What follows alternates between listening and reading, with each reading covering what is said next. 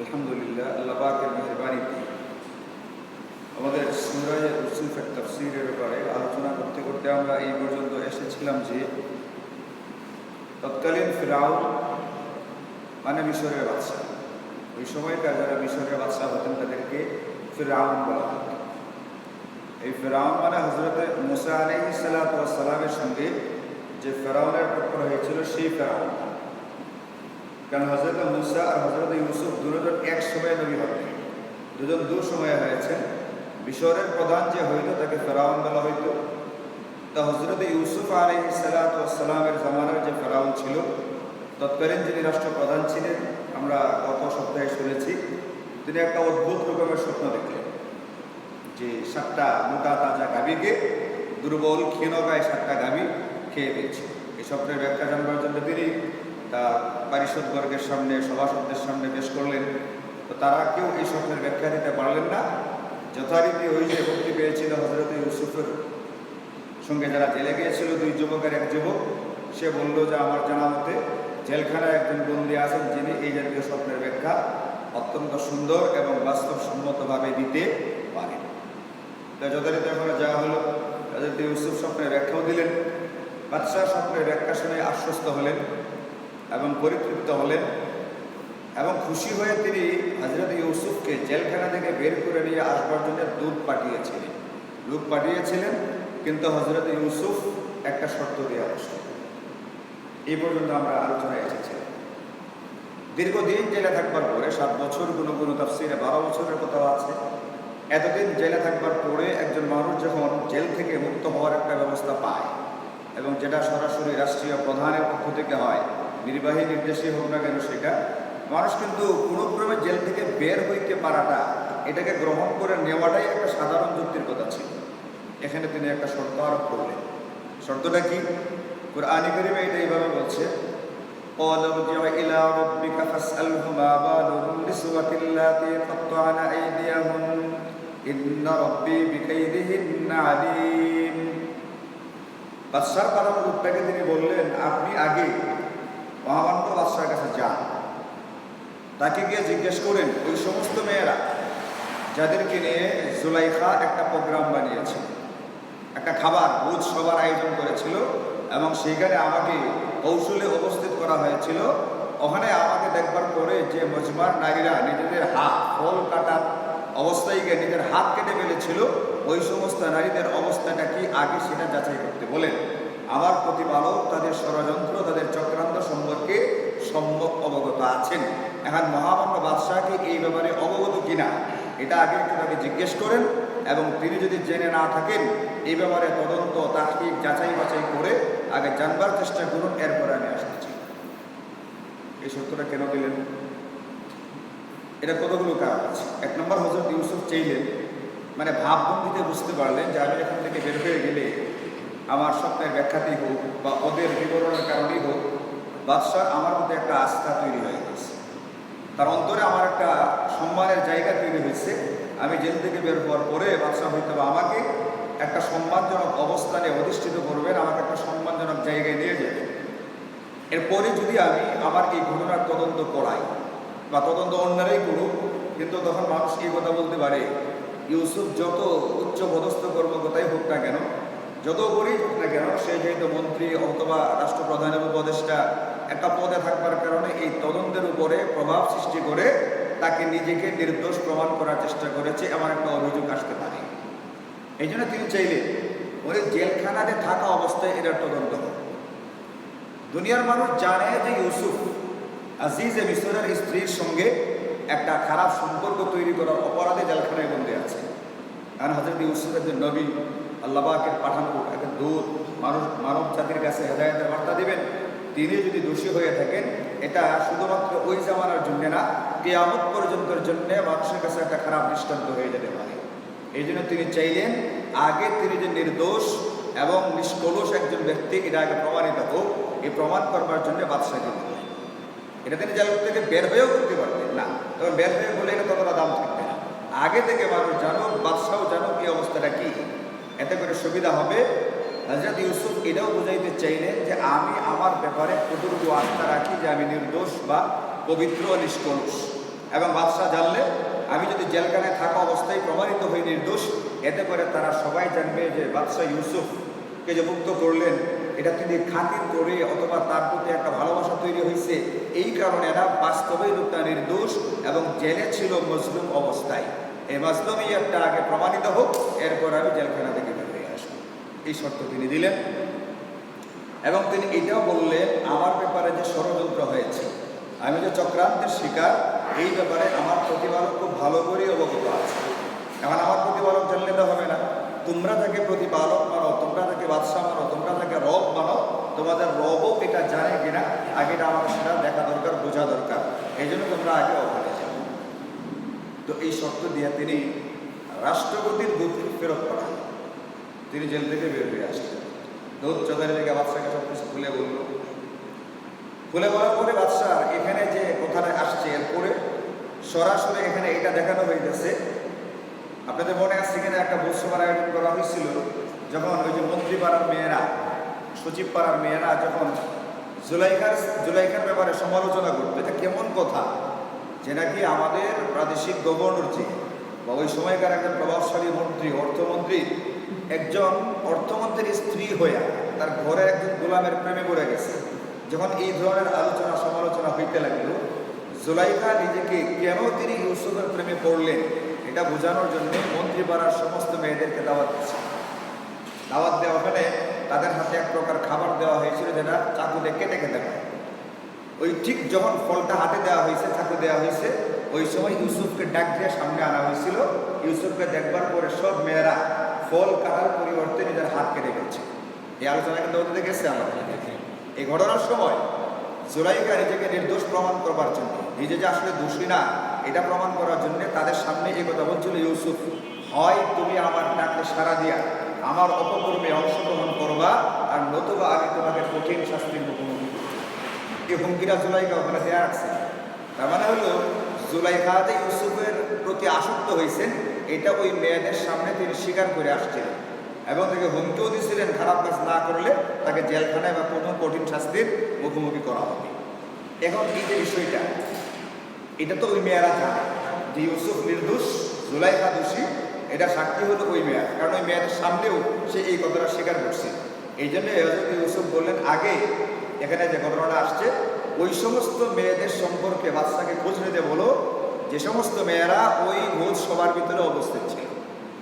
এখন এই লোক যখন এই খবরটা নিয়ে আসলো, তখন বাদশাহ হয়তো ওই সমস্ত মেয়েদের সম্পর্কে খোঁজখবর নিলেন, নিয়ে দেখলেন যে আসলেই মেয়েরা দোষী, অথবা হযরত ইউসুফের প্রতি তার একটা বিরাট আস্থা তৈরি হওয়ার কারণে তিনি বুঝতে পারলেন এটা তদন্তের দরকার নেই, যাচাই বাছাই করবার দরকার নাই।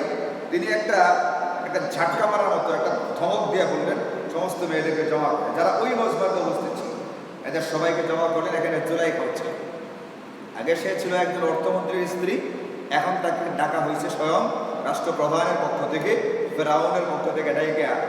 ফেরাউন যে কথাটা এখানে বলছে এটা আল্লাহ তাআলা উল্লেখ করছেন,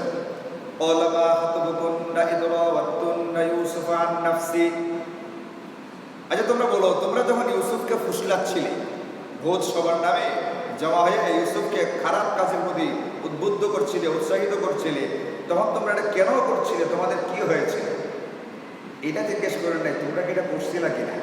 মানে এমনভাবে কথাটা বলছে যে মনে হয় বাদশাহ সব কিছু আগের থেকে জানে। এই শব্দটা লেগেছে যখন তোমরা ফুসলাচ্ছিলে, এর মানে হলো নারীরা ধরে নিছে বাদশাহ হয়তো বা জেনে গেছে যে ফুসলাইছিলাম, আসলে তো মেয়েরাই ফুসলাইছে, এই জন্য তারা এটাকে অস্বীকার করতে পারে। বাদশাহ এমনভাবে কথাটা ছাড়ছে যে তোমরাই ফুসলাইছিলে। যদি এমন জিজ্ঞেস করা হয়তো তোমরা কি আসলে কিছু করছিলা কিনা, তোমাদের দ্বারা কিছু হয়েছিল, অস্বীকার করার সুযোগ ছিল। মেয়েরা বুঝে ফেলছে এখানে অস্বীকার করবার কোনো সুযোগ নেই, তারা নিজেরা স্বীকার করলো কুল্লা হাশালিল্লাহ মা আলিমনা আলাইহি মিন সু। মহামান্য বাদশাহ আল্লাহ পাকের আশ্রয় চাই। আল্লাহ মহান অদ্ভুত একটা বিষয় হচ্ছে আমরা ইউসুফের ব্যাপারে আমাদের যে ইলম বা জানাশোনা আছে ওটা হচ্ছে তিনি একজন নির্দোষ, নিষ্কলুষ, পবিত্র ব্যক্তি। উনার ভিতরে কোনো রকমের খারাপই নাই, মেয়েদের প্রতি ওনার কোনো রকমের খারাপ দৃষ্টি ছিল না। আর সব মেয়েরা ভূতসভা যারা ছিল তারা সবাই এই কথা স্বীকার করতে বাধ্য হয়েছে ইউসুফ নির্দোষ ছিলেন। তাকে কলে বলে ছলে কৌশলে ওই মজমায় উপস্থিত করা হয়েছিল তাকে দোষী সাব্যস্ত করবার জন্য। এবং জুলাইখা এখানে বসা ঘটনার যিনি মূল নায়ক, মূল চরিত্র, মূল যাকে কেন্দ্র করে ঘটনা, সেও এই মজমার ভিতরে উপস্থিত আছে। সে এই কথা বলল, ক্বালাতিল ইমরাতুল আজিজ আল-আনা হাসহাসাল হক আনা রাওয়াতুহু আন নাফসিহি ওয়া ইন্নাহু লামিনাস সাদিকিন। মহামান্য বাদশা, আজকে হাসহাসাল হক, সত্য পরিষ্কারভাবে ফুটে গেছে, পরিস্ফুটিত হয়েছে। এই কথা সত্য, আমি তাকে ফুসলিয়েছিলাম এবং ইউসুফ ছিল একজন ওয়া ইন্নাহু লামিনাস সাদিকিন, একজন সৎ এবং সত্যবাদী ব্যক্তি, একটা পবিত্র চরিত্রের অধিকারী মহান একজন পুরুষ। জুলাইখাও স্বীকার করলো, তারাও স্বীকার করলো। তদন্তে তো পরিষ্কারভাবে এখানে চলে আসলো যে হযরত ইউসুফ নির্দোষ ছিল। মানে এখানে যে বিষয়টা আমাদের লক্ষণীয়, আমাদের এখান থেকে শিক্ষার যে খোরাকটা বের হচ্ছে, হযরত ইউসুফের কাছে রাষ্ট্রপতির দূত যাওয়ার পরে তিনি এই কথা বলেন নাই, জুলাইখা যে আমাকে খারাপ কর্মের দিকে ডাকতো, আমাকে উদ্বুদ্ধ করতো, জুলাইখার ব্যাপারে আগে আপনি তদন্ত করেন, তার বিচার করেন, তারপর আমি বের হয়ে আসবো, এই কথাটা বলেন নাই। বলছে ভোজসভার ওই সমস্ত নারীদের সম্পর্কে খোঁজখবর নেন যারা আমাকে ওই মজমার ভিতরে ডেকেছিল, যারা নিজেদের হাতগুলোকে কেটে ফেলেছিল, এর সম্পর্কে আগে খোঁজখবর। এই কথাটা তিনি কেন বললেন? সরাসরি জুলাইখার কথা কেন বললেন? এই ব্যাপারে মুফাসসিরিনে কেরাম তাদের তাফসীরের কিতাবের ভিতরে এক নম্বর একটা কথা লিখছেন, আপনাদেরও যদি মনে থাকে, আমাদের আলোচনায় গেছে এটা। আজিজে মিসর মানে জুলাইখার স্বামী যখন জুলাইখা এই অপকর্মগুলো ঘটাইল, একের পর এক দুষ্কৃত মানে এই অপকর্ম ঘটাইতে লাগলো, দুষ্কৃতি করতে লাগলো, তখন এক সময় ওই যে ঘর থেকে দৌড় দিয়ে বের হয়েছিলেন হযরত ইউসুফ। 4টা দরজা ভাঙ্গা মানে খুলে গেছিল, কুদরতিভাবে যখন বের হইল, দরজা থেকে বের হয়ে দেখেন যে আজিজে মিসর দাঁড়িয়ে আছে। এবং তখন তদন্ত করবার জন্য, যাচাই করবার জন্য, আপনাদের মনে আছে একটা ছোট বাচ্চা সাক্ষী দিয়েছিল, দেখো যদি সামনের দিকে জামা ছেঁড়া থাকে তাহলে ইউসুফ দোষী, পিছন দিকে যদি জামা ছেঁড়া থাকে তাহলে জুলাইখা দোষী। তখন দেখা গেছিল হযরত ইউসুফের জামা কোন দিকে ছেঁড়া? পিছন দিক থেকে ছেঁড়া। তার মানে পিছন দিক থেকে জুলাইখা ধরতে চেয়েছিল, পিছন দিক থেকে জামাটা ছেড়ে গেছিল। হযরত ইউসুফ ওখানে নির্দোষ প্রমাণিত হয়েছিলেন। তখন আজিজে মিসর ইউসুফকে একটা দরখাস্ত করছিল, ইউসুফ আরিদ আনহা আস্তাগফিরি লিযামবিক ইন্নাকি কুনতি মিনাল খাতিইন। ইউসুফকে বলছিল, ইউসুফ তুমি বিষয়টা এড়ায় যাও। এর মানে হলো ঘটনায় তুমি নির্দোষ, আমার স্ত্রী দোষী। কিন্তু আমি একজন মন্ত্রী, আমার স্ত্রীর দোষটা যদি এমনিতেই বলা বলি হইতেছে, আরও প্রকাশ পায়, তাহলে এটা আমার জন্য অসম্মানের কারণ হয়, আমার বহু রকমের আলোচনা সমালোচনার মুখোমুখি হতে হবে, তুমি এটা একটু এড়ায় যাও। ইউসুফ বলছিলেন ঠিক আছে এড়ায় যাও। আর জুলাইখাকে তিনি বলছিলেন তুমি তোমার গুনাহের জন্য ইস্তেগফার করো, আল্লাহর কাছে মাফ চাও।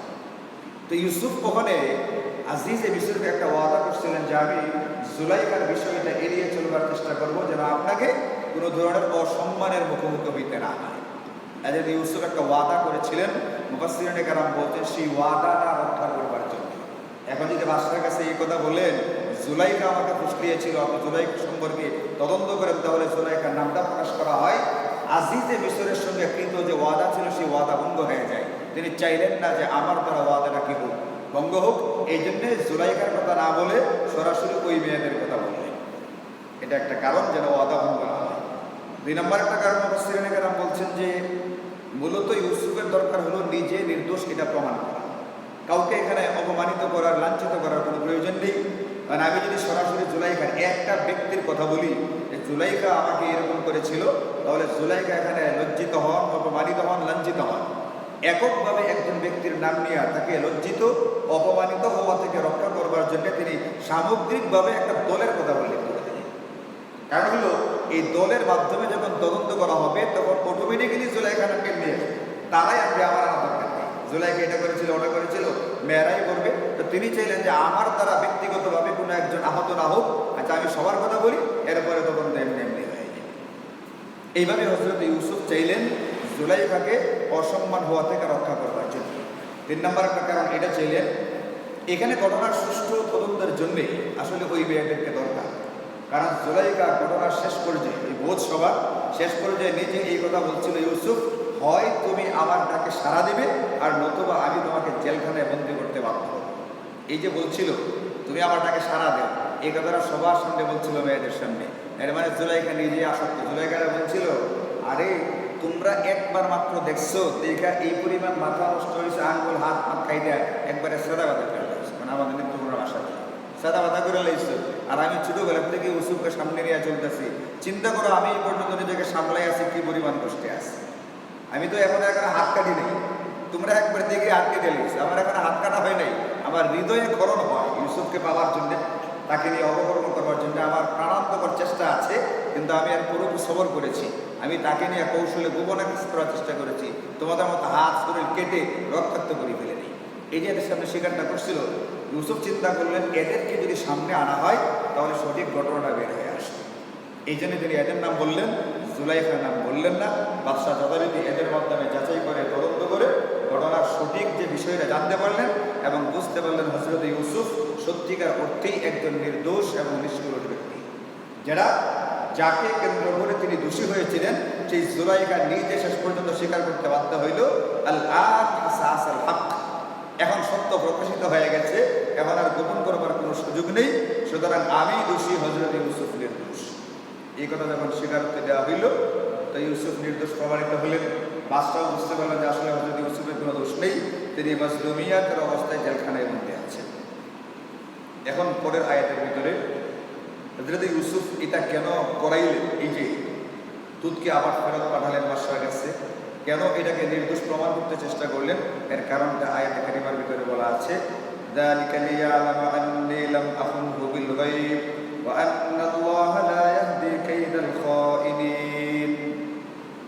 এটা করাবার কারণ তিনি বর্ণনা করতে গিয়ে বলেন, এটা এই জন্য করালাম যেন আমার যিনি বাদশা ছিলেন, আমাকে যিনি ছোটবেলা থেকে লালন পালন করলেন, বাজার থেকে ক্রয় করে আনলেন গোলাম হিসাবে, কিন্তু মন্ত্রীর বাসায় আমাকে রাখলেন, আমাকে লালন পালন করলেন নিজের সন্তানের মতো করে, এত আদর করে, গোলামের মতো যিনি, আমি গোলাম, আমাকে গোলাম হিসেবে কিনে আনবার পরে সন্তানের মতো যিনি আদর করে লালন পালন করলেন, আমি চাই সেই আজিজে মিসর জুলাইখার স্বামী এটা জানো, তার অজ্ঞাতসারে তার পেছনে আমি তার সাথে বিশ্বাসঘাতকতা করিনি। তার সামনে এটা পরিষ্কার হওয়া দরকার যে জুলাইখাকে কোনোভাবেই আমি উত্ত্যক্ত করিনি, ইফতিজিং উত্ত্যক্ত কোনোভাবেই আমি করিনি, আমার কোনো দোষ এখানে ছিল না। এক নম্বর তিনি চাইছেন, আমার রব তো সব জানেনি, আগের আয়াতের ভিতরেই বলা হয়েছে, আমার রব সব কিছু জানেন, কিন্তু আজিজে মিসর যিনি আমাকে লালন পালন করলেন তারও এটা জানা দরকার, তার অজ্ঞাতসারে পিছনে আমি তার স্ত্রীর সঙ্গে খারাপ কাজ করা মানে হলো তার সঙ্গে বিশ্বাসঘাতকতা করা, আমি তার সঙ্গে বিশ্বাসঘাতকতা করি নাই, এটা তাকে বোঝানো। 2 নম্বর, গোটা পৃথিবীবাসীর সামনে একটা বিষয় প্রমাণ করতে চাই, বোঝাতে চাই, দেখাতে চাই, যারা যুগে যুগে বিশ্বাসঘাতকতা করে, চক্রান্ত ষড়যন্ত্র করে, যারা মানুষের অধিকারকে হরণ করে, আল্লাহ তাআলা এই সমস্ত বিশ্বাসঘাতকদের বিশ্বাসঘাতকতা, মানুষের অধিকার হরণকারীদের এই যে হরণ করার যে একটা বিষয়, এটাকে একটা দীর্ঘ সময় পর্যন্ত চলতে দেন না। একটা সময় তিনি এদেরকে থমকে দাঁড় করান, তাদেরকে এখানে আটকে দেন। তো আন্নাল্লাহা লা ইয়াহদি কাইদাল খাইনিন, ষড়যন্ত্রকারীদের বিশ্বাসঘাতকতা যারা করে তাদের ষড়যন্ত্র আর এই বিশ্বাসঘাতকতার কর্মকণ্ডাকে আল্লাহ একটা দীর্ঘদিন পর্যন্ত চলতে দিবেন এমনটা কখনোই হতে পারে না। যেমন এখানে জুলাইখার ঘটনার একটা পরিসমাপ্তি ঘটা হয়েছে, জুলাইখার বিষয়টা পরিষ্কার হয়ে গেল হযরত ইউসুফ আসলে দোষী না। এই জন্য কিয়ামত পর্যন্ত মানব জাতির সামনে এটা শিক্ষাটা রাখা হয়েছে, যারা সত্যিকার অর্থে অপরাধী হবে, বিশ্বাসঘাতক হবে, ষড়যন্ত্রকারী হবে, মানুষের অধিকারকে হরণ করবে, এদেরকে এই জিনিসটা মাথায় রাখতে হবে, আমার এই কাজ আল্লাহ তাআলা দীর্ঘদিন চলতে দিবেন। কাজেই যদি লম্বা কোনো স্বপ্ন দেখা হয়, 100 বছর 200 বছরের কোনো স্বপ্ন, একটা টাইম, একটা সময় নিজেরা নির্ধারণ করে ফেলে ওই পর্যন্ত আমাদের টার্গেট, এই পর্যন্ত আমরা যাব, এই ধরনের একটা টার্গেট নির্ধারণ করার ক্ষমতা তাদেরকে দেওয়া হয়নি, এটা করা তাদের উচিত হবে না। এই ধরনের স্বপ্ন যারা অতীতকালেও দেখেছে তাদের স্বপ্ন পূরণ হয়নি। অমাকার আল্লাহ, দুনিয়ার মানুষ একরকমের পরিকল্পনা করে, অন্যদিকে আসমান থেকে আরেকটা পরিকল্পনা হয়, ওই পরিকল্পনাকারী স্বয়ং আল্লাহ। আল্লাহু খায়রুল মাকিরিন, সমস্ত পরিকল্পনাকারীদের ভিতরে সর্বোত্তম পরিকল্পনাকারী আল্লাহ, সর্বশেষ বাস্তবায়িত হয় আল্লাহ পাকের পরিকল্পনা। এই শিক্ষাটা দেওয়ার জন্যে হযরত ইউসুফ এই ব্যক্তিকে পাঠাইলেন এবং এই ঘটনার তদন্ত এবং যাচাই বাছাই করলেন। এখন আপনি হযরত ইউসুফ নির্দোষ প্রমাণিত হলেন, বাদশার সামনে প্রমাণিত হলো, বাদশা থেকে খবর দিলেন, দ্বিতীয়বার আবার দুধ পাঠালেন আনবার জন্যে, হ্যাঁ ঘটনার তদন্ত হয়েছে, যাচাই বাছাই হয়েছে, আপনি একেবারে নির্দোষ প্রমাণিত হয়েছেন। মন্ত্রীর স্ত্রী এবং মন্ত্রীপাড়ার অন্যান্য মন্ত্রী এবং সচিবদের যারা স্ত্রী ছিল, মেয়ে ছিল, তারাও এই কথা স্বীকার করেছে, তারা দোষী, হযরত ইউসুফ দোষী না। মানুষ যখন নির্দোষ প্রমাণিত হয়, স্বয়ং যিনি রাষ্ট্রপ্রধান তার তদন্তের মাধ্যমে, তার নির্দেশে তদন্ত হয়, এর ভিতরে একটা গর্ব অহংকারের ভাব আসে। আমি আমি নির্দোষ প্রমাণিত হলাম, হোক সেটা 12 বছর পরে বা 7 বছর পরে আমি নির্দোষ প্রমাণিত হলাম। এখন আমার কি করণীয়? আমরা যেটা করে থাকি সাধারণত একটু গর্ব অহংকার করে থাকি বা আনন্দে জেলখানা থেকে বেরোয় ফুলের মালা দেওয়া হয়, যত আকাম কুকাম সব করে জেলখানায় যায়।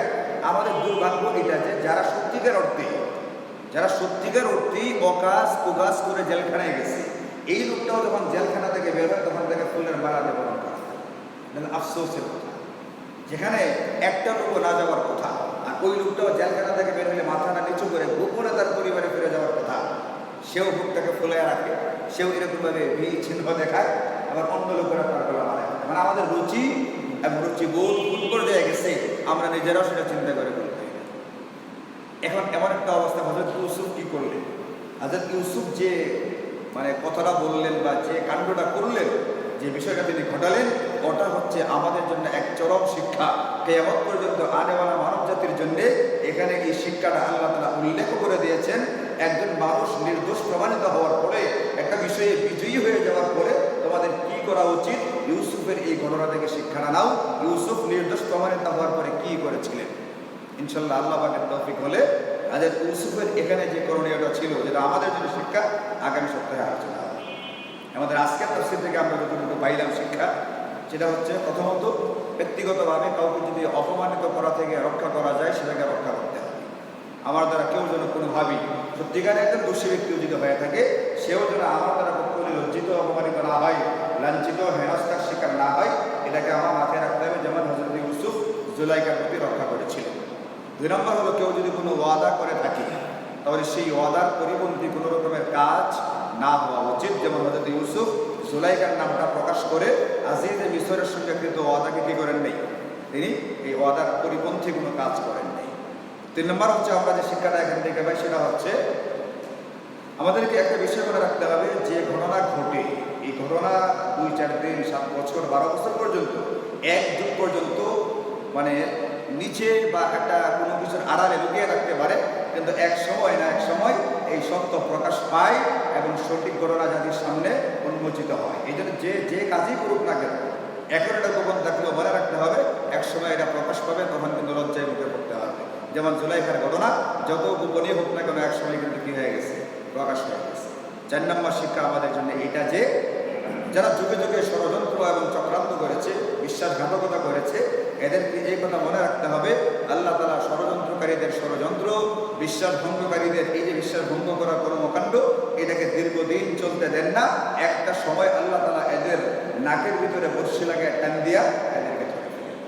এই জন্য কখনোই ষড়যন্ত্র, চক্রান্ত, বিশ্বাসঘাতকতা, মানুষের অধিকার হরণ ইত্যাদি কর্মকাণ্ডের মধ্যে কোনোভাবেই লিপ্ত হওয়া যায় না। আল্লাহ তাআলা আমাদের সকলকে এই পর্যন্ত যে শিক্ষাগুলো নিয়ে আলোচনা হয়েছে সবগুলোর উপরে আমল করার তৌফিক দান করুন। ওয়া আখিরু দাওয়ানা